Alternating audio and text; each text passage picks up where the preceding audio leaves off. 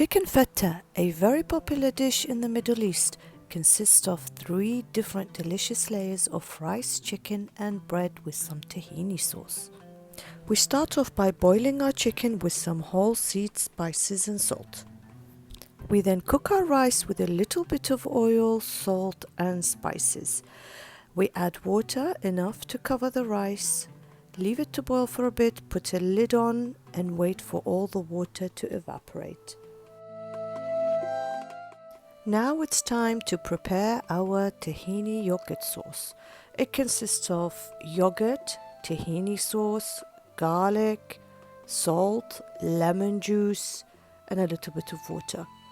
Mix it all until it's well combined.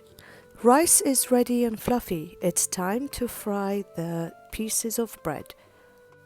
We shred the chicken and it's time to assemble.